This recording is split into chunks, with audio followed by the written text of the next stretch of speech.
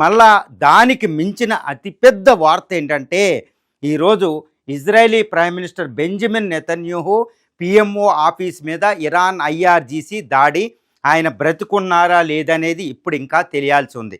Israel ఏం చెప్తుందంటే intercept చేశామంటుంది, కానీ ఆయనకి ఏమైందో తెలియడం లేదు. కానీ ఇరానియన్ రిపబ్లికన్ గార్డ్స్ కార్ప్స్ మాత్రం ఆయన బ్రతుకు ఉండే అవకాశాలు లేవని ఇరానియన్ రక్షణ వర్గాలు తెలుపుతున్నాయి. ఇప్పుడు ఏంటి అంటే ఇరాన్ తన యొక్క సుమారు ఈ మ్యాప్లో మనకు కనిపిస్తున్న ఇరాన్ నుంచి ఇజ్రాయెల్ 2500 కిలోమీటర్ల డిస్టెన్స్లో ఉంటుందన్నమాట.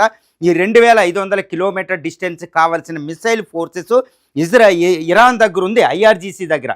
కానీ ఇజ్రాయెల్ పిఎంఓ ఆఫీసు, ముఖ్యంగా టెల్ అవీవ్ రాజధాని నగరాన్ని చాలా కంటికి రెప్పలాగా ఐరన్ డోము, అదేవిధంగా యారో, అదేవిధంగా డేవిడ్ స్లింగ్ అని ఎయిర్ డిఫెన్స్ సిస్టంలో 3 లేయర్స్లో దాన్ని కాపాడుతూ ఉంటాయి. కానీ మళ్ళీ ఈ ఇజ్రాయెల్ దగ్గరలోనే యుఎస్ఎస్ గెరార్డ్ ఆర్ ఫోర్డ్ కూడా ఉంది. అది కూడా ఏజిస్ అనేది ఎయిర్